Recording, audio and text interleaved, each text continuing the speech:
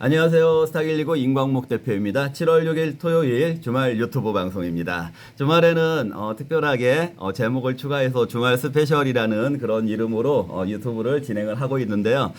주말만큼은 평일에 비해서는 좀 시간적으로도 여유 있게 좀 길게 진행을 할 수도 있고, 또 내용에 있어서도 어떤 그 컴퓨터만을 통해서 보여드리는 분석이라든지 아니면은 여러 가지 차트라든지 이런 것들을 가지고 여러분들과 소통하기보다는 주말에는 제가 직접 마이크를 들고 있는 그리고 마치 라이브처럼 제가 그 얼굴을 보여드리면서 진행을 하는 그런 특별함이 있고요. 또 그 내용에 있어서도 그, 그 분석이라든지 정보 전달 그 이상의 제가 또 이제 금융 쪽 그리고 주식 쪽 이런 쪽에서 오랫동안 실제적으로 실무를 해왔던 그런 경험들을 바탕으로 하고 있고, 또 제가 그 재계의 집산이었던 재계의 집산이라고 할 수 있는 전경련에 근무를 했었던 이력까지 있기 때문에 재계의 비하인드 스토리라든지 경제계의 이야기,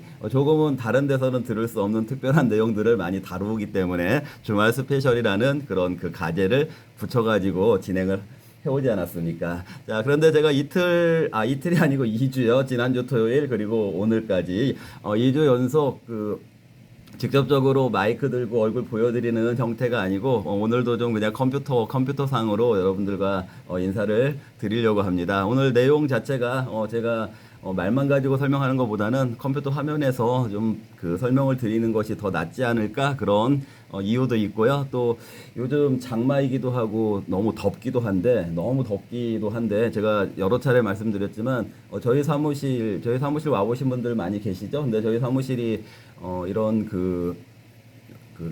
업무용 빌딩이다 보니까 사실은 그 토요일하고 일요일이나 그 공휴일 같은 날은 그 전체 냉난방을 빌딩 전체 관리해주는 냉난방이 나오지 않습니다. 그러다 보니까 조금 더운 그런 부분이 있어서 조금 시원하게, 저도 좀 시원한 상태에서 진행을 하려면은 아무래도 이 책상에서 진행을 하는 것이 나을 것 같아서 컴퓨터 화면으로 이렇게 인사를 드리고 있다라는 점을 여러분들이 왜 오늘도 직접 얼굴을 안 보여주고 컴퓨터로 얘기를 하지, 이렇게 생각을 하셨다라면 그런 이유들이 있다라는 거 이해를 해주시면 좋을 것 같고요.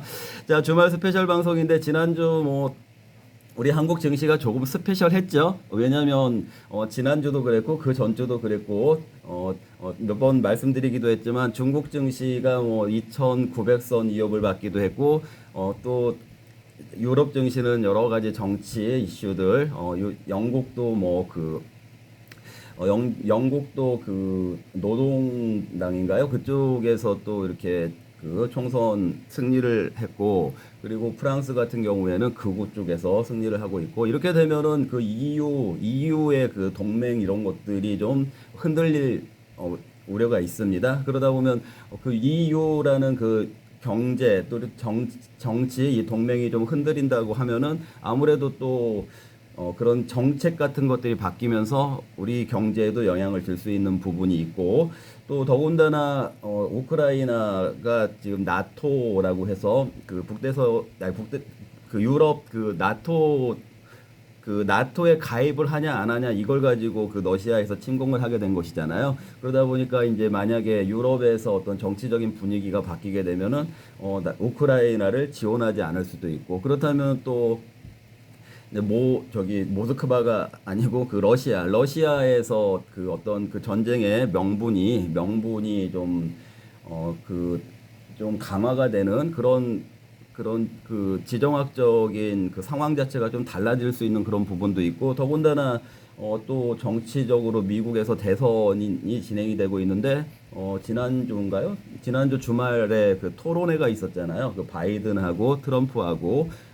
그런데 이제 바이든이 나이도 좀 많고 그러다 보니까 인지력이 좀 떨어진 것 같다라는 그런 국민들의 우려가 나오면서 그 이제 민주당 쪽이니까 바이든이 그 민주당 쪽에서는 그 후보를 교체해야 된다 이런 얘기까지 지금 나오고 있으니까 그 해리스 총리 또는 그 예전에 오바마 대통령의 그 영부인이었던 미셸 오바마 뭐 교체를 해야 된다 이런 얘기도 나오고 있는데 또 그만큼 지금 트럼프가 우세하다라는 얘기죠. 그럼 트럼프가 우세하다라는 얘기는 트럼프는 또 우크라이나의 그 전쟁을 지원해줄 의사가 없다라고 얘기를 하잖아요. 그러다 보니까 이제 또 그 정치적인 유럽의 정치 상황, 그다음 미국의 정치 상황이 우크라이나와 러시아 간의 그 전쟁의 그 모드가 어떤 형태로 갈 건지에 대한 그런 부분들이 좀 변화 요소가 될 것 같아요. 자, 어쨌든 그런 부분들이 이제 유럽 증시에서는 좀 반영이 돼서 최근에 유럽 증시는 좀 많이 하락을 했었잖아요. 자, 중국도 그렇고 유럽 증시도 그렇게 하락하는 가운데 이제 오히려 한국 증시가 물론 이제 단기간에 몇 주간의 그 기간만 놓고 봐서는 한국은 어쨌든 요즘 코스피 지수가 최고치를 올리고 있으니까 그 최고치라는 것이 뭐 이제 사상 최고치를 얘기하는 건 아니고 2024년도 사실은 또 2023년도 2022년도 계속 하락장이었기 때문에 뭐 한 3년 정도 기간에서 최고치를 경신해 나가고 있는 그런 모습을 보여주고 있었으니까 우리 한국 증시의 그 좀 어색하지만 아웃 퍼포먼스가 나타났고 그렇기 때문에 좀 그 우리 한국 증시가 또 이렇게 오늘 주말 스페셜이라는 이런 그 레토릭을 쓰는 것처럼 한국 증시도 좀 스페셜했다 이런 말씀을 드리는 것이고요. 그런데 이제 또 그 특별하게 한국 증시가 좀 이렇게 다른 증시에 비해서 스페셜한 모습을 보여준 그 제일 그 선두에 있는 종목으로서 삼성전자가 이제 그 뭐 구간 저도 이제 삼성전자에 대해서 공개적으로 추천을 많이 드렸잖아요. 근데 어쨌든 가장 최근에 추천드린 거는 77,000원 수급선 이제 경기선 잠깐 이탈했을 때 그때 이제 삼성전자가 동네 북처럼 지금 여러 가지 악재들이 나오고 있다. 이제 그때 1차적으로는 수급선 회복을 말씀을 드렸었고 그 수급선 회복 이후에는 고점 갱신을 말씀을 드렸었고 이제 그 과정도 역시 그 최근에 한 2주 정도 그 사이에 벌어진 일이잖아요. 그렇게 삼성전자가 고점을 갱신을 했어요. 어제 이제 금요일 날 고점을 갱신을 해서 뭐 8만 이제는 8만 뭐 7천 원 뭐 이렇게 그렇게 이제 올라온 상태니까 그리고 또 제가 얼마 전부터는 삼성전자에 대해서 이런 말씀 드렸잖아요. 언제 10만 전자가 현실화될 가능성이 높아졌다 이런 말씀을 드렸었고 그런 이제 맥락이 지금 진행이 되고 있는. 자, 그런데 제가 이제 저희 스탁 119를 진행을 이제 하면서 여기서 진행이라고 하는 거는 유튜브 진행이 아니라 저희 추천 종목 같은 거 추천해주는 이런 비즈니스 저희 사업 이런 그 업무를 진행을 하면서 사실은 저희가 어쨌든 그 2006년도부터 이렇게 그 전통을 가지고 있고 업력을 가지고 있고 또 어떤 그 레코드를 가지고 있고 이런 그 일을 하고 있는데 그 과정 중에 뭐 저희 그 이제 포트폴리오에 참여하시는 유료 회원분들, 유료 회원이라는 표현이 좀 제가 좋아하는 표현이 아니어서 지금 조금 말을 어떤 표현을 쓸까 머릿속으로 생각을 하면서 지금 얘기를 하고 있는데 어쨌거나 여러분들이 이해하기 편하게 유료 회원 그런 분들한테는 사실은 삼성전자라는 주식을 추천할 수가 없죠. 왜냐하면 삼성전자라는 주식 또는 테슬라 같은 종목들 이런 것들은 너무 대중적인 종목 그리고 시황을 대표하는 종목이기 때문에 그런 종목들이 아무리 올라갈 것 같다고 하더라도 그런 종목을 사라고 추천하지는 않습니다. 대신에 이제 여러분들이 유튜브에서 이렇게 공개적으로 오픈이 된 내용에서 제가 삼성전자를 지금 벌써 한 3번 정도 딱 그 재매수해야 되는 지점에서 잡아줄 때마다 바로바로 수익이 나오고 있지 않습니까? 그래서 삼성전자가 이제 이번에 이제 그 삼성전자가 지난주에 주도적으로 고가를 갱신하고 코스피도 같이 갱신을 했는데 어쩌면 유튜브를 잘 하신 분들은 이번에 또 테슬라도 그랬고 삼성전자도 그랬고 어떻게 보면 그 대중성이 있는 종목을 가지고도 충분히 수익을 내실 수가 있지 않았을까. 그래서 앞으로도 유튜브에서는 그 실용 가능한 그런 정보들이 많이 나가고 있으니까 본인의 여러 가지 형편에 있어서 저희하고 같이 포트폴리오 참여를 못 한다고 하더라도 이제 공개적인 종목들만 가지고도 잘 활용을 하시면은 여러분들이 혼자 하시는 것보다는 훨씬 좋고 또 경제 동향뿐만 아니라 뭐 시황, 시장 전망 이런 거에 대해서도 굉장히 다양한 각도로 다양한 분석 기법을 가지고 많은 부분을 공개를 해드리고 있으니까 여러분들이 꾸준하게 사실은 지금도 꾸준하게 그 활용을 잘 하고 계신 분들이 많이 계시죠. 우리 MZ 세대들도 제가 꾸준하게 매일같이 시청을 하시는 분들이 계신 걸로 알고 있고 또 그뿐만 아니라 직장 생활 하시는 분들도 그리고 또 열심히 사시려고 하시는 분들 이런 분들 우리 또 제가 또 크리스찬이다 보니까 크리스찬으로서 또 투자하시는 분들 이런 분들도 제가 또 저하고 어떤 코드가 맞으니까 많이 시청을 하시고 계신 것 같은데 어쨌든 저희 포트폴리오와 별개로 이렇게 공개적으로 말씀드리는 종목들도 이게 대중적인 종목들도 잘 활용하시면은 단기에 큰 수익이 날 수가 있다라는 거 다시 한번 말씀을 드리는 거고요.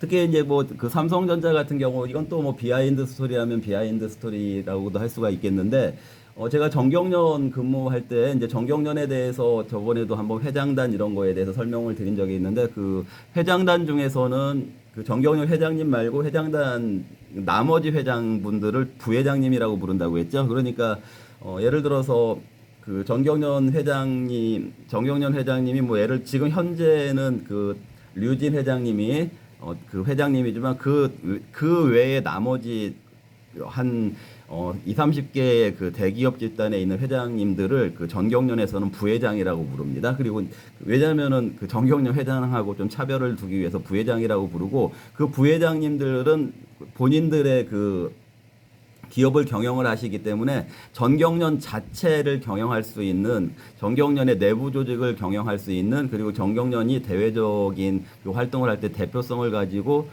그 활동을 할 수 있도록 또 그 대표자를 지정을 해놓는데 그 대표자를 상근 부회장이라고 부른다고 했잖아요. 상근 부회장. 그러다 보니까 이제 그 상근 부회장은 전경련 회장님하고 좀 코드 같은 게 잘 맞는 분들 이 오셔야 되기 때문에 정경련 회장님이 뭐 2년 임기로 돼 있거든요. 그래서 2년 임기 또 연임하냐 이렇게 되는데 또 연임을 여러 번 할 수도 있고 그렇게 돼 있는데 이제 회장님이 만약에 바뀌게 되면은 본 그 회장님하고 좀 그 잘 코드가 맞는 부회장, 상근 부회장이 바뀌게 되는 그런 이제 현상들이 있는데 그러다 보니까 뭐 어떤 때는 LG전자의 사장으로 계셨던 뭐 정경철 그 사장님 그런 분이 또 정경련의 상근 부회장으로 오시는 경우도 있고 또는 뭐 삼성전자의 사장으로 계셨던 분이 또 정경련의 상근 부회장으로 오신 경우도 있고 그래요. 그런데 이제 무슨 말씀 드리는 거냐면은요. 그 삼성전자의 사장으로 계셨던 분이 정경련 상근 부회장으로 오셔가지고 이제 그런 삼성전자는 이제 퇴사를 하고 오시게 된 거잖아요. 그래도 그런 분들은 어쨌든 이렇게 이제 좀 그 비서실이나 이런 쪽 해가지고 이렇게 들어오는 얘기 들어보면은 삼성전자 주식만 매매한다. 그러니까 삼성전자 사장 출신의 그분이 정경련 부회장이 오셔가지고도 이제 그 주식을 왜냐하면 또 그 자금이 좀 많으실 거 아니겠어요 그런 분들은요 그러다 보니 그런 분들은 다른 종목은 안 사고 삼성전자만 매매를 하더라 그만큼 삼성전자가 조금 우리나라에서는 특별한 종목이다 그래 그 삼성전자가 또 그 자금이 큰 사람들 같은 경우에는 그래도 안정성이 보장이 되는 물론 저번에도 구간 삼성전자도 굉장히 많이 흔들고 주가가 오히려 어떤 그 이슈가 있는 종목 예를 들어서 이번 상반기 같은 경우에 하이닉스 같은 이런 종목에 비해서는 더디 움직인 그런 부분들도 있지만 그래도 큰 자금을 가지고 투자를 하시는 분들은 삼성전자밖에 믿을 종목이 없다라고 생각하시는 그런 그 삼성전자의 그 CEO를 하셨던 분이니까 이 경제에 대해서 얼마나 그 탁월한 그런 경험이라든지 그런 통찰력이라든지 그런 것들을 가지고 계신 분들이 그런 투자를 하신다라는 것도 여러분들이 참고를 해볼 만한 내용이 아닐까 이런 생각도 들고요. 또 사실은 삼성전자에 대해서 최근에 조금 이제 지면 같은 거를 잘 보시는 분들은 삼성전자에 소속되어 있는 그 임원분들이 최근에 사실은 그 자사주라고 해서 그 삼성전자 주식을 많이 매수했다라는 공시도 계속 나왔었어요. 근데 이제 그게 이제 내부 정보라고 보기보다는 뭐 삼성전자가 뭐 한 번에 뭐 몇십 프로씩 막 올라가고 이런 일은 아니니까 근데 그리고 또 더군다나 뭐 삼성전자를 5만 전자에서 매수한 것도 아니고 근래에 뭐 7만 원대에서 그 자사주로 이제 그 회사 자체가 자사주 매입했다는 얘기가 아니고요. 임원들이 자사주로서 삼성전자를 매수를 했다. 이제 어차피 그 임원들 중에 그 이사진 그리고 그 이사회에 그 올라가 있는 그런 임원들 같은 경우는 그 자기가 소속돼 있는 회사의 주식을 매수를 하게 되면은 그걸 신고를 하게 돼 있으니까 그런 것들이 이제 공시가 되게 돼 있어요. 이제 그런 것들도 활용을 하면 아무래도 시기적으로 봤을 때 삼성전자 주식을 사야 되는 시기가 맞긴 맞았던 것 같죠. 한 2, 3주 전 정도를 기준으로 봤을 때 말씀을 드리는 것입니다. 자, 그런 부분들도 앞으로 또 이제 뭐 주식이라는 거는 생물처럼 계속해서 변화가 되니까 또 어떤 기회가 오면은 오늘 말씀드리는 이런 내용들 참고해서 삼성전자라는 주식을 한번 매수를 하실 것을 고려할 때는 물론 저희 유튜브에서 괜찮다 이런 코멘트가 나올 수도 있고 그런 게 나왔을 때 아까 말씀드렸던 것처럼 삼성전자 출신의 임원들은 삼성전자만 매매를 한다 이런 것들도 여러분들이 머릿속에 집어두시고 계시면은 어느 지점에서는 좀 제가 지금 드린 얘기가 활용이 될 만한 여러분들에게 필요한 그런 소스가 되지 않을까 그렇게 생각이 드네요. 자, 그리고 이 화면을 한번 보시면은요, 여러분들 제가 이렇게 얼마 전에 이거 한번 보여드렸던 화면인데 이게 사실은 이런 도표 이게 제가 어디서 뭐 이렇게 캡처해가지고 이렇게 띄우는 게 아니고요. 사실은 제가 이 숫자들도 직접 다 입력했고 이 도표 자체를 제가 직접 만든 거예요. 여러분들이 제가 유튜브를 대충 하는 걸 안 좋아하기 때문에 많이 신경을 써가지고 이렇게 하고 있다라는 것도 참고하시고 그때 이제 말씀드렸었죠. 미국 월가의 IB라고 하면은 뭐 자산운용사들도 있고 그다음에 금융그룹에 속하는 그런 JP 모건이라든지 골드만삭스라든지 뭐 이런 데들이 다 IB에 해당된다라고 말씀드렸었죠. 그런 데들이 이제 낙관과 비관 철회 이 세 가지의 스탠스가 있는데 이렇게 이제 낙관은 S&P 500 기준으로 6,100까지 올해 이렇게 본다고 지금 많은 낙관이 지금 팽배가 돼 있고요. 그리고 지금 5,500을 넘어섰죠. 5,500 어제 종가가 5,500 얼마 될 거예요. 그러니까 5,400 이 비관을 철회한 이 사람들이 예상했던 5,400보다도 이미 올라섰죠. 왜냐하면 최고가를 경신을 했으니까 미국도 S&P와 나스닥 모두 최고가를 경신을 했으니까. 자, 그런데도 비관론자 아직 비관을 철회하지 않고 있는 소수의 비관론자는 연말까지 주가가 이제 미국 주가가 한 20% 정도 폭락하게 될 거다라는 게 이제 비관론자인데 철회를 안 하고 있는 사람들은 4,700을 본다라고 말씀을 드렸었죠. 자, 그러면 이제 이 비관 철회한 사람들이 제시했던 5,400보다는 이미 올라섰고, 그러면 이제 낙관에 해당되는 6,100을 향해서 가는 흐름상에 있는 건 맞고요. 그리고 이제 이 4,700을 주장했던 사람들 중에 제가 좀 변화가 있는 게 있어서 여러분들께 말씀을 드리는데, 이 비관론 쪽을 좀 이렇게 견지를 했던 IB가 JP 모건이었잖아요. JP 모건이었고 JP 모건에서 수석 애널리스트 집단을 수장으로서 이렇게 이끌고 가고 있는 콜라노비치라는 분이 있었는데 그분이 이제 좀 비관론을 철회를 하지 않으면서 4,700까지 그리고 그때 이제 근거가 제가 30년의 PER 가지고 이런 주장을 한다 이렇게 말씀드렸었잖아요. 그런데 제가 이제 그때 AI의 익셉셔널리즘 예외주의를 인정을 한다라면은 그 주장은 좀 잘못된 것 같다 이런 말씀을 드렸었잖아요. 자, 그런데 이분이 비관을 여기 가운데 사람들처럼 이 비관을 하다가 비관을 철회한 건 아닌데 입장이 좀 난처하지 않았겠습니까? 자기는 지금 이렇게 주식시장이 이렇게 갈 거다라고 했는데 시장이 이렇게 지금 강하게 가고 있으니까 그런데 이제 이 입장이 좀 자기 분석이 좀 틀렸을 수 있으니까 그렇다고 좀 비관을 철회하기는 좀 너무 뒤늦은 느낌이 있었을 거예요.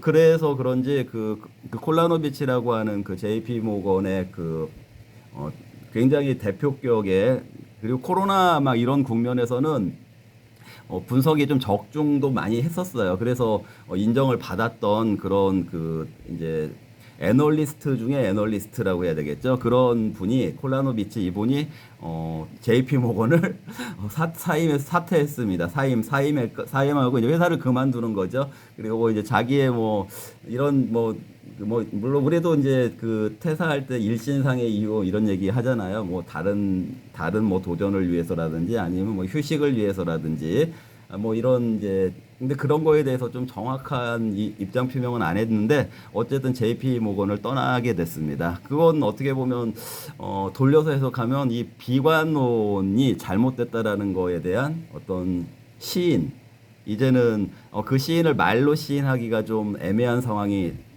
됐기 때문에 조금 뒤늦었기 때문에 이미 주가가 앞쪽으로 달려가고 있으니까 그래서 그런지 그분이 JP 모건을 떠나게 됐다 이런 소식이 있다라는 것이 아마도 지금 시장 분위기가 좀 낙관 쪽으로 점점 더 가고 있는 그런 분위기가 느껴지지 않나. 우리 코스피도 그렇지만 미국 나스닥 S&P 500 뭐 저는 그때 매그니피센트 그 세븐들 가지고 말씀드렸었잖아요. 강하게 갈 것으로 보여진다라고. 그때 기간 조정이 다 끝난 지점에서 6월 초 정도에부터는 이제 강하게 간다라고 분명히 말씀을 드렸었고 그런 장세가 진행이 되고 있고 특히 또 이제 어제 이제 오늘 새벽에 보니까 역시 그 메가캡이라고 하는데 그 시가총액이 높은 기업들이 많이 상승을 했어요. 그러니까 매그니피센트 중에서도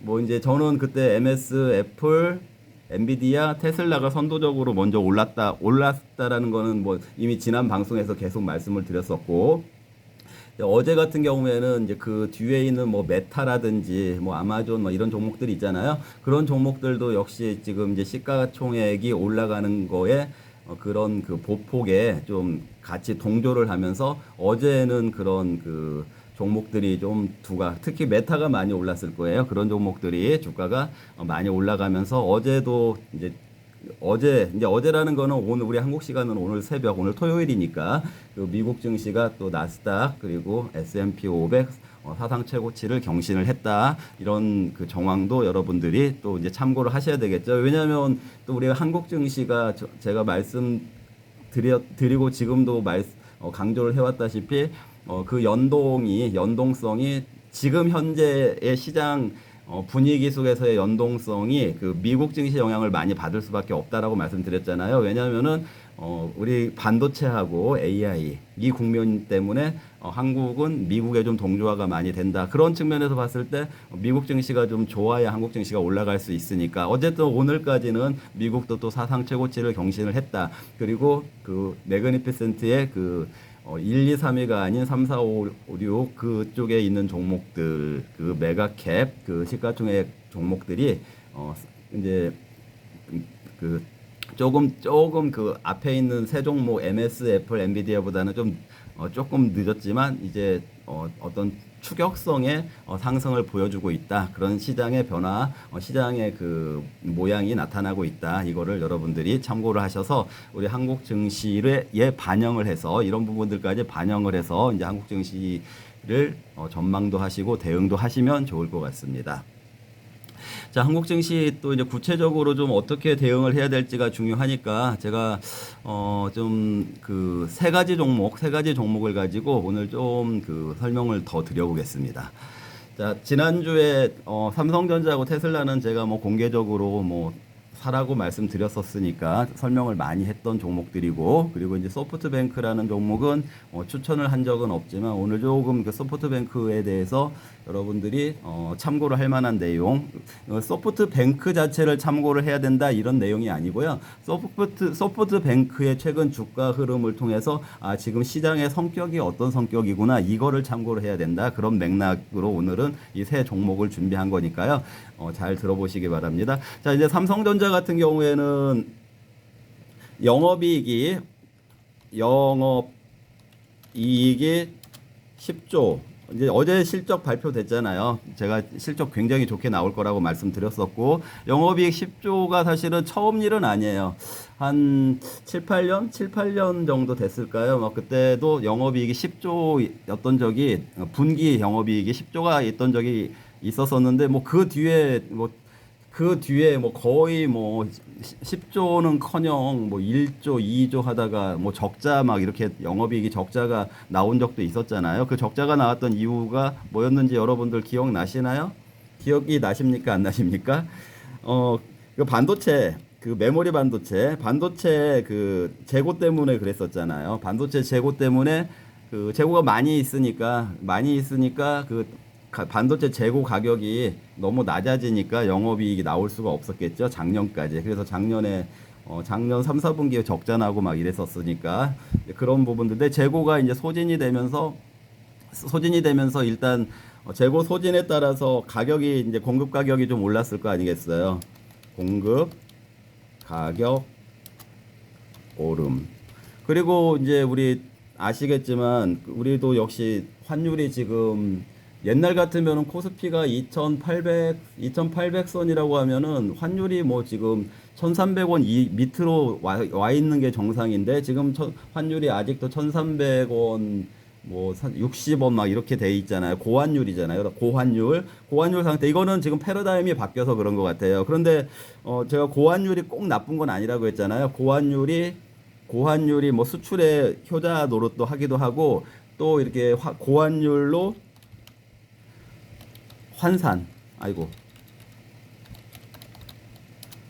환산이 되다 보니까 자 무슨 얘기냐면은 달러로 수출을 하게 되면 달러로 받는데 그걸 환율이 1,200원으로 환산되는 것보다 1,350원으로 환산되는 게 한국 돈으로 더 훨씬 많아지잖아요. 그러면 실적이 훨씬 좋은 것처럼 보이잖아요. 그러니까 고환율 자체로 인해서 수출도 더 많이 됐겠지만 경쟁력이 있으니까 가격 경쟁력이 생기니까 그런 부분도 있지만 고환율로 인해서 환산 이 실적이 좋게 보이는 그런 효과까지 있어서 이번에 그 매출도 매출은 사실 제가 봤을 때는 매출 뭐 80조 안 되잖아요. 70조 대. 그러면 80조 대가 된다고 하면은 48에 32 연간 매출이 320조 정도 되는 건데 아직 그 정도 수준은 안 되니까 역사적인 그 매출로 봤을 때 최고치라고 볼 수는 없는 것 같아요. 아직 70조 대니까 그럼 47에 28 물론 70조 대 후반이긴 하지만 그래서 매출 자체가 많이 그 서프라이즈하다 이렇게 볼 수는 없지만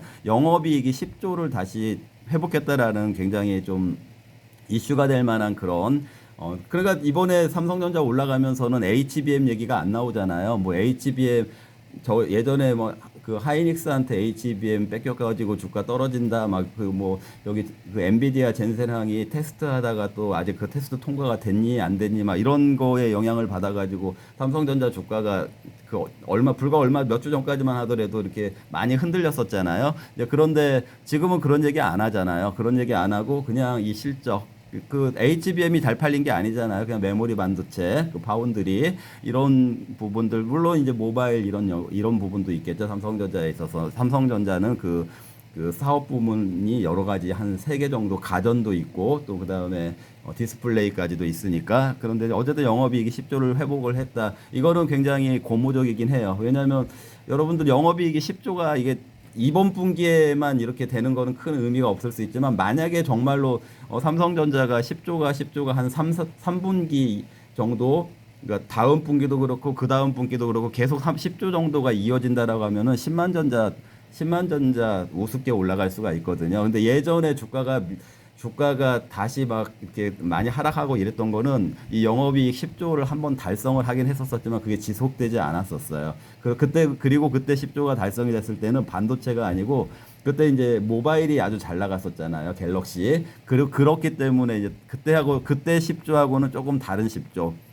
그리고 20조는 이제 반도체 쪽 영향에 의한 10조. 이런 부분들이 이제 삼성전자가 코스피를 주도하고 있다. 이 얘기는 지금 모바일 쪽이 아니고 반도체 쪽에서 주도가 되고 있다. 그러면 이 삼성전자가 그 주도주로 이렇게 코스피 지수를 이제 일단 선도하고 있을 때 항상 말씀드렸었죠. 밸류체인 관점을 가져야 된다라고 했죠. 그럼 삼성전자가 이런 강세로 이끌어가는 그런 장세에서의 밸류체인은 어떤 종목들이 있을까? 그 부분을 생각을 하셔야 되겠죠. 그래서 삼성전자에다가 뭐 납품하는 테스트 장비 이런 회사들도 삼성에 납품하는 회사들도 있고 뭐 인텔에 납품하는 회사들도 있고 다 다른 거예요. 그러면 이제 삼성전자에 납품하고 있는 그런 관계에 있는 그 밸류체인 관계에 있는 그 소부장들, 우리 한국 기업들 중에도 아무래도 그런 종목들이 두각을 나타낼 가능성이 있겠죠. 그래서 삼성전자가 지금 신고가 경신 그리고 코스피 2800선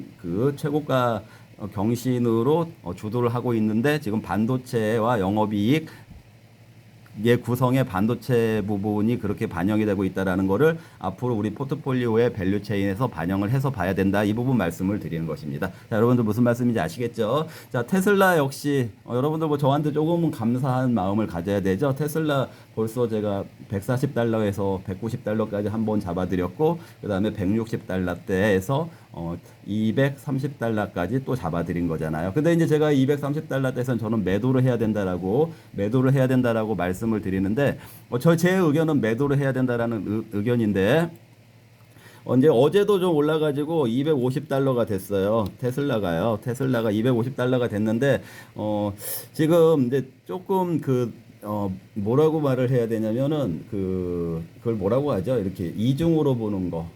투트랙 관점으로 봐야 될 것 같아요. 투트랙. 그러니까 잘 들으세요. 제가 이제 그 엔비디아가 아니고 테슬라 250달러에서 매도 의견을 갖고 있는데 그래도 투트랙이라는 거는 제가 매도 의견을 갖고 있는 이유는 항상 어떤 거였죠? 어떤 부분 때문에 그렇다고 했었죠? 여러분들 기억하시나요?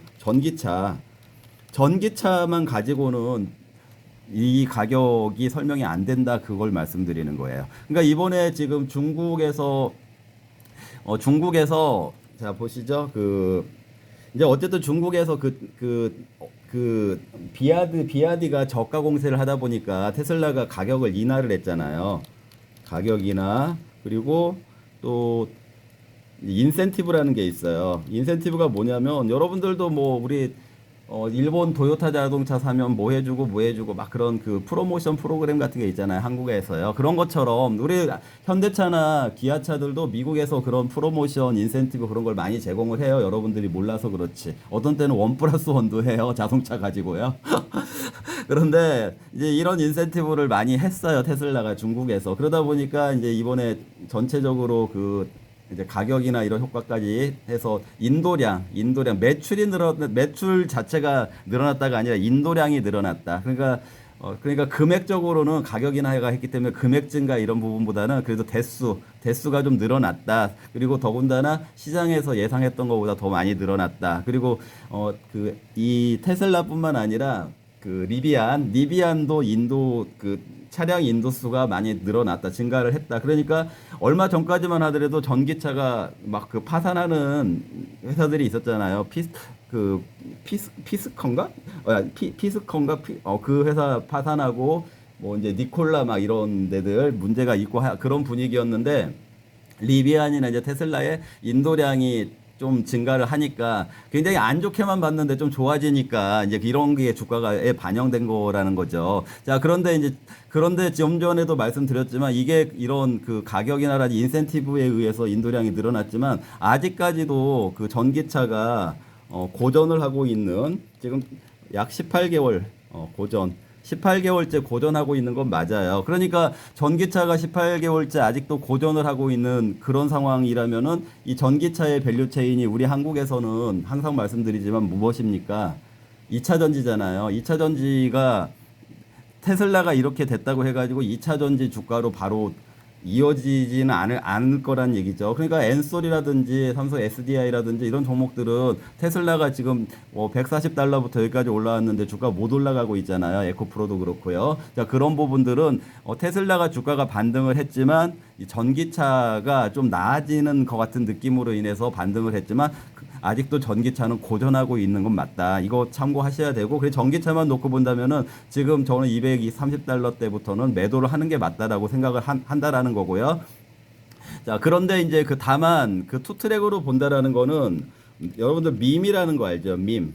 MEEM. 밈이 뭐냐면 예를 들어서 어떤 사람이 뭐 어느 편의점에서 무슨 라면을 먹고 인증샷을 올리면은 그게 유행이 돼서 그걸 따라서 어떤 사람이 또 다른 편의점에서 그 라면 먹고 인증샷 올리고 막 이런 현상들 흉내내고 따라하고 같이 하는 그런 걸 밈이라고 해요. 그런데 지금 이제 이 테슬라 같은 종목은 이렇게 갑자기 250달러까지 오는 거가 이렇게 펀더멘탈 이런 거를 보지 않고 밈 현상이 있다라는 거예요. 그러니까 또 테슬라는 제가 아까도 말씀드렸지만 대중주라고 말씀드렸잖아요. 우리 한국 사람들도 테슬라 했었잖아요. 그러다 보니까 전 세계적인 그 밈 현상으로 테슬라 주가가 움직이는 경향이 있기 때문에 그렇기 때문에 이건 제가 펀더멘탈 상으로는 이렇게 매도가 맞다고 하지만 이런 밈 현상이라든지 그 다음에 이제 그 제가 항상 말씀드렸던 AI 영역이 있다고 했잖아요. 그리고 우주 영역. 이제 우주 영역은 뭐 당장에 지금 무슨 테슬라가 화성에 뭐 갈 것 같아 보이진 않으니까. 그런데 이제 AI 영역은 그 자율주행이라고 했잖아요. 그 택시를 로봇가 운전하는 거. 그리고 이제 그 테슬라가 중국에서도 그 자율주행 자동차들 막 이렇게 그 하려고 그 AI 그 사용해가지고 그 도로 정보 같은 거 다 그 딥러닝이라고 한다고 했잖아요. 생성형 AI 그 추론하기 전에 학습하는 거 이런 것을 진행을 하고 있으니까 이 테슬라는 전기차 회사이긴 하지만 이 AI 영역을 분명히 가지고 있어요. 그런데 아직까지는 아까도 매그니피센트 그런 종목들이 AI 영역으로 인해서 주가가 많이 올라갔는데 그런 걸 감안을 하면은 테슬라가 AI 주식으로서 더 부각이 될 수도 있잖아요. 그런 부분들이 반영이 되면은 이 250달러에서 더 올라갈 수 있는 여지는 있는데 제가 매도 의견을 내는 거는 전기차가 아직은 고전하고 있다라는 그런 의미하고 펀더멘탈 상으로 다른 걸 다 고려해도 아직 250달러가 좀 그래도 비싸 보인다. 그리고 단기에 좀 많이 올랐다. 이 부분에서 저는 매도 의견이지만 이런 투트랙에서 밈 현상이라든지 다른 이 AI 더군다나 8월에 여기 한번 적어볼까요? 8월에 그 저번에 엔비디아도 올해 4월 달에 그 엔비디아 컨퍼런스 있었었고 그 다음에 얼마 전에 애플도 그 한 10몇 년째, 20몇 년째인가 하고 있는 애플 자체의 그런 그 행사가 있어요. 컨퍼런스 비슷한 자기들 제품 같은 거 발표하는 행사가 있는데 테슬라도 8월 달에 그 행사가 있어요. 그런데 여기서 그 아까 말씀드렸던 8월 그냥 컨퍼런스라고 써볼까요? 컨퍼런스 정확한 이름을 제가 모르니까 8월 컨퍼런스가 있는데 여기에서 아마 그 AI 그 자율주행 그 로보택시 이 관련된 뭔가가 발표가 될 거예요. 그래서 이런 것들이 있으니까 어떤 재료가 남아 있는 부분이 있다라는 거. 그래서 뭐 테슬라가 이런 것들이 부각이 된다면은 더 올라갈 수도 있는데 저는 그냥 여기서 그냥 매도 의견이지만 더 올라갈 수 있는 그런 부분도 있다라는 거는 여러분들 참고하시고 그리고 이제 또 하나 중요한 부분이 이번에 이제 테슬라가 실적 이 발표 쪽에서 최근에 증권사들이라고 하면은 그 한국의 증권사가 아니고 미국 증권사를 얘기하는 거예요. 미국 증권사도 우리나라도 여러분들 한국의 증권사 이름 다 아시나요?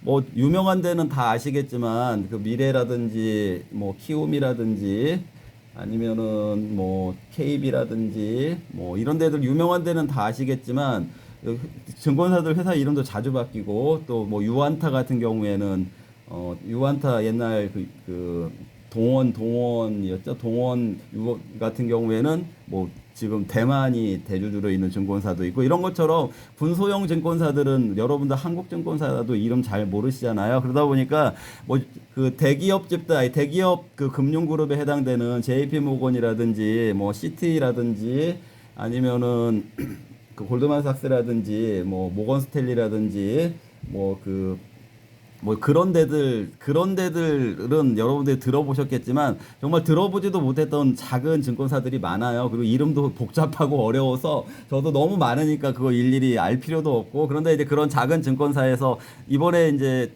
지난주에 그 테슬라가 주가가 많이 올라가니까 미국 증권사들이 계속 리포트가 나오고 있어요. 테슬라 리포트가 앞다퉈서 왜냐면은 테슬라가 지금 그 대중의 관심을 받고 있으니까 그 증권사들도 그런 리포트를 내줘야 자기들 리포트가 이렇게 눈에 띄면서 회사 홍보도 되고 이럴 거 아니겠어요. 그러니까 미국의 증권사들이 리포트가 나오고 있는데 그 소형 증권사들이 계속 나오더라고요. 벌써 저도 한 서너 군데 나왔는데 대략적으로 그 테슬라의 그 목표 주가를 120달러로 보는 데가 있고 지금 현재 수준인 240달러로 보는 데가 있고 가장 낙관적으로 보는 데는 300달러로 보고 있는 데가 있어요. 이거 참고하시는데 여기에서 낙관적으로 보는 이런 데들도 낙관적으로 보는데도 이렇게 주가가 높게 설정이 돼 있지는 않아요. 그런데 이제 여기만 조금 더 주가가 250에서 한 20% 정도 더 올라갈 수 있게 설정이 돼 있는데 이제 우리 한국도 그 목표가 믿어서는 안 되는 것처럼 미국도 아마 마찬가지지 않을까 이런 생각이 드는데 어쨌든 이렇게 목표가를 조금 높게 보는 데들은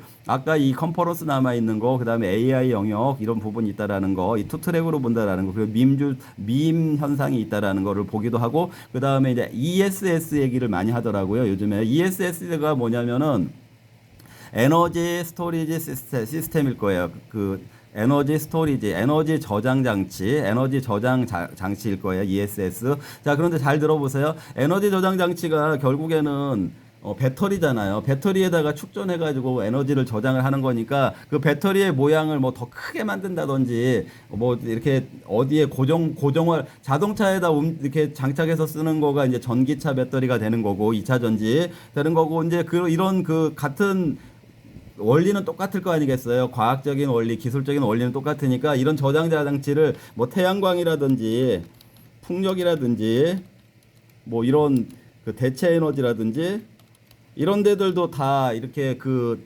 ESS를 쓸 수가 있는 거죠. 그러니까 전기를 저장해 놓을 수 있는. 그 결국에는 배터리의 역할을 이런 데다 쓸 때는 ESS라고 부르는 거예요. 자동차 같은 데다 쓸 때는 그냥 배터리라고 부르지만. 근데 그런 ESS 그러니까 이 테슬라가 그 전기 자동차를 만드는다 보면 거기 핵심 부품이 그 전기 배터리니까 이 ESS 기술이 있고 이 부분이 좀 매출이 조금 늘어나고 있는 것 같아요. 그러다 보니까 이 ESS 얘기가 코멘트가 많이 나오고 있어요. 참고로 여러분들 잘 들어보세요. 제가 좀 칸이 좀 적어서 여기다 써보겠습니다. 삼성 SDI 그 우리 셀이잖아요. 전기 배터리 셀 업체인데 이 삼성 SDI도 여러분들 잘 몰라서 그렇지 ESS 이 비즈니스를 하고 있어요. 그래서 어디 그 뭐 외국에 뭐 1조의 그 매출이 발생하니 안 하니 뭐 이런 그 공개 요구 그런 소문이 있으니까 루머가 있으니까 이번에 공개하라고 이제 공개 요구를 했더라고요. 그 증선위에서 삼성 SDI에. 근데 아직 미확정이라고 발표가 났는데 이 삼성 SDI도 이렇게 배터리 만드는 회사에서 역시 이 ESS를 하는구나 이렇게 알아두셔야 되고 그다음에 저번에도 제가 한번 그 설명을 드렸던 저기 중국의 전기차 회사 아시죠? 비아디 얘기 많이 했잖아요. 아이고 또 차라리 영어로 쓰겠습니다. 비아디라고 한다겠죠? 비아디 이 회사도 처음에 시작했던 거가 배터리 그다음에 ESS 하는 회사였는데 그 이제 자기들이 해보니까 그 배터리에다가 ESS에다가 뚜껑만 입히면 자동차가 되니까 갑자기 자동차까지 하게 된 거잖아요. 그것처럼 테슬라도 ESS를 하고 있고 우리 배터리 회사들도 ESS를 하고 있고 이 중국의 비아디도 ESS를 하고 있다. 근데 ESS가 이번에 테슬라의 그 실적과 관련해서 이렇게 좀 그 ESS가 다시 좀 이렇게 주목을 받는 부분이니까 무슨 말씀드리냐면은 우리 한국 종목들 중에도 ESS 관련주가 있을 거 아니겠어요. 이 종목들 좀 유심히 보자. 이제 제가 디테일하게 어떤 종목이 좋겠다 이런 것들은 이제 별도로 또 이렇게 안내를 해드리겠죠. 근데 어쨌든 여러분들도 참고하세요. ESS 관련 그 밸류 체인을 봐야 된다. 이 테슬라하고 관련해서는 제일 중점적으로는 이 테슬라가 AI 쪽 이번에 컨퍼런스에서 공개되는 그런 부분, 그다음에 ESS 관련된 밸류 체인 이런 것들이 어떤 그 테슬라 자체보다도 연관된 밸류 체인 종목들에게 어떤 모멘텀을 제공할 수가 있는 측면이 있다. 아까 삼성전자도 삼성전자 자체보다도 삼성전자 반도체와의 밸류 체인을 보자 말씀드렸던 것처럼 테슬라 관련된 거 이번에 그 실적하고 관련된 내용 중에서 AI하고 테슬라가 AI 영역에서 차지하고 있는 그 포션 부분에 대한 그 관계성 이런 것들을 여러분들이 포트폴리오에 어떤 종목들이 수혜가 될 수 있을까, 어떤 종목들이 올라갈 가능성이 있을까 이런 부분들을 같이 연구를 해보자 이렇게 말씀을 드리는 것입니다. 무슨 말씀인지 아시겠죠? 시간이 길어져서 소프트뱅크는 짧게 해야 되겠어요. 자, 소프트뱅크는 여러분들 아시겠지만 소프트가 뭔지 아시죠? 하드웨어 소프트웨어 할 때 소프트웨어 회사가 어떻게 된 거죠? 투자 회사가 된 거고 투자 회사 역할을 하고 있는 거고 마치 그 워렌 버핏의 그 버크셔 해셔웨이가 보험 회사인데 투자 회사의 성격으로 더 변모가 된 것처럼 소프트웨어 회사로 출발을 했지만 투자 회사로 변모가 돼 있고 이 사람이 이제 손정희 우리나라하고는 좀 인연이 있죠. 왜냐하면은 제일교포니까 손정희 회장. 그런데 이 회사가 저기 이제 그 일본에는 최근에 주가가 뭐 4만 2천까지만 올라가고 이렇게 했을 때에 그 최고가 경신하고 했을 때 주도했던 종목들이 뭐 미쓰이 물산이라든지 미쓰비시라든지 이렇게 뭐 상사 물산 이런 종목들이 올라가고 또 이제 일본은 도요타라고 하는 그 자동차 좀 강국 이런 측면이 있는 반면에 이 AI 쪽은 뭐 이렇다 두드러진 회사가 안 보이잖아요. 일본도요. 그런데 이 소프트뱅크가 거의 지분을 90% 그러니까 거의 뭐 다 갖고 있다고 볼 수 있겠죠. 88%인가 그럴 거예요. 근데 90%라고 쓸게요. 90% 정도 가지고 있는 이 ARM이 이제 나스닥이고 나스닥에도 이제 상장이 돼 있어요.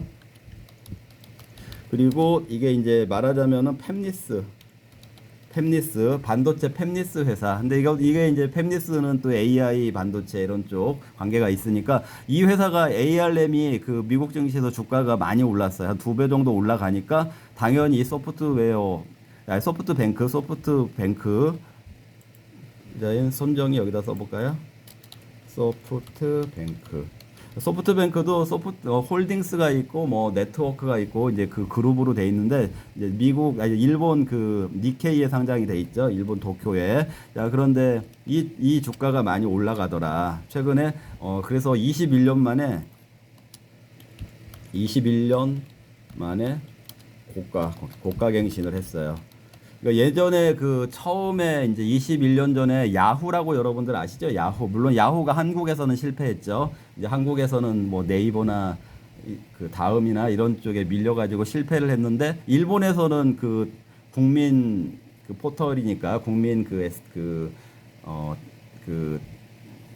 그러니까 말하자면은 야후 일본에서는 일본의 네이버라고 생각할 수 있는 것이 야후니까 그 소프트뱅크에서 대주주로 돼 있잖아요. 근데 이제 그 야후가 그 처음에 인터넷 초반에 얼마나 주가가 많이 올랐었습니까? 이제 그 20년 전에 그때 소프트뱅크가 이제 그때 어떻게 말하자면 거품이었을 수도 있는데 그 주가가 굉장히 많이 올랐다가 이제 점점 이제 그런 열기가 식으면서 주가가 이제 또 많이 그 최고가 대비로 해서 한 90% 정도 폭락했었다고 해요.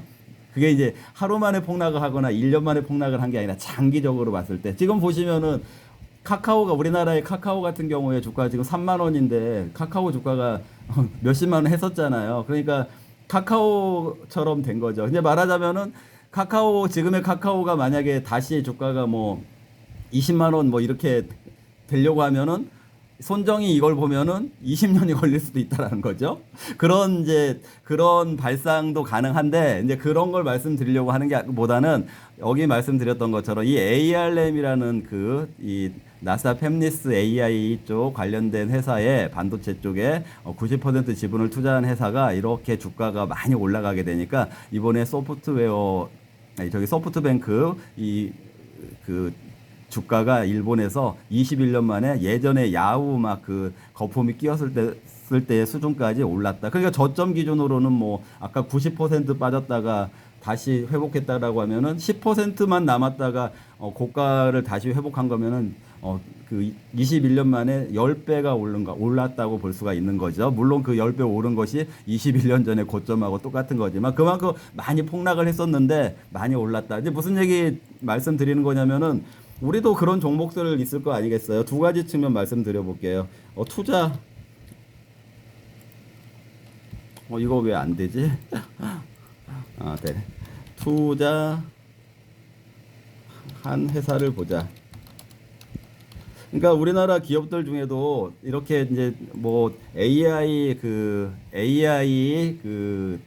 유니콘이라고 하죠. 아니면 스타트업 이런 데다가 투자하는 회사들이 있잖아요. 그런 대기업들도 예를 들어서 노보틱스 하는 회사들이 다 투자를 자기들이 LG 노보틱스 이런 회사는 없지만 LG가 예를 들어서 엔젤 로보틱스의 그 주주 역할을 하고 있잖아요. 이런 식으로 투자를 하고 있는 회사들이 그 투자 회사들이 잘 되면 이 ARM이 잘 된 것처럼 잘 되면은 거기에 투자한 회사들의 주가도 올라가게 된다. 그 부분을 보자라는 거고. 그럼 우리도 지금 투자를 집행하고 있는 한국의 기업들도 한국에 있는 그 스타트업이나 여기만 투자하지 않아요. 뭐 유럽에 있는 AI 회사에다가 투자를 하기도 하고 이렇게 되니까 그런 관계들도 좀 잘 보면 이 투자 잘한 회사의 주가가 많이 올라갈 수 있는 여지가 있다라는 거 여러분들이 활용을 해야 된다라는 거. 저도 물론 마찬가지고요. 그 부분 말씀드리는 거고 역시 지금은 이 AI 관련 반도체 관련주가 주가가 올라가고 있다. 이런 부분들도 아직은 AI 반도체 이 부분을 버릴 수가 없다. 계속 우리도 어떤 종목이든 포트폴리오에서는 가지고 가야 된다. 이런 부분들 말씀드리는 거고 그다음에 이 투자를 잘한 이 종목 소프트뱅크 자체의 주가도 많이 올라가니까 우리나라에도 홀딩스 역할을 하는 종목들 많이 있으니까 그 종목들 중에 그 투자한 회사는 주가가 많이 올라갔는데 아직 홀딩스는 주가가 반영이 안 된 회사들 많아요. 그런 회사들 많은데 그런 종목들도 이제 앞으로 우리 한국 증시가 뭐 이런저런 상황으로 인해서 강세장으로 간다라고 하면은 그런 종목들이 반영이 되지 않을까 이렇게 생각이 듭니다. 자, 우리가 주식시장이 좋아도 고민이 많고 주식시장의 지수가 올라간다고 하더라도 모든 종목이 다 올라가진 않으니까 또 올라가다가 또 뭐 삼성전자가 이렇게 지금 좋은 모습 보이다가 갑자기 변동성을 일으킬 수도 있으니까 막 이런 것들까지 우리도 다 살필 건 살피고 조심할 건 조심하고 이래야 되니까 굉장히 항상 어렵죠. 주식은 항상 어려운 것 같습니다. 그러다 보니까 저 이렇게 종목들마다 이렇게 분석하는 것처럼요. 항상 분석도 꾸준하게 해야 되고 굉장히 쉽게 얻어지진 않는다. 이거 말씀을 드립니다. 여러분들도 주식시장 만만하게 보지 마시고요. 항상 그렇게 노력하시는 그런 모습으로 주식시장에 참여를 하셔야 되지 않을까 이렇게 생각이 들고요. 저희 스탁 119 아까 디테일한 포트폴리오를 같이 하시고 싶다라면은요. 대표 직통 문자 010-6656-9502로 참여 신청하시면 되고요. 그리고 오늘 내용이 좀 유익하셨다, 재미있었다 라고 생각을 하셨다라면은 구독, 좋아요 당연히 눌러주시기 바라고요. 그리고 또 오늘 주말까지 유튜브 제작에 도움 주시는 분들이 있습니다. 유튜브 제작 후원 참여하시고 싶은 그런 의향이 있으신 분들, 그건 정말 이거는 강요 사항이 아니에요. 그냥 그런 의향이 있어. 인지상정상 참여하고 싶다. 그런 의향이 있으신 분들은 이렇게 후원을 해주시면은 더더욱 감사하겠습니다. 자, 내일까지 주말 비도 온다고 하는데요. 비도 즐겨보시고 편안하고 유익한 시간 보내시고요. 저는 월요일 날 또 다시 인사를 드리도록 하겠습니다. 여러분들 시청해 주셔서 감사합니다.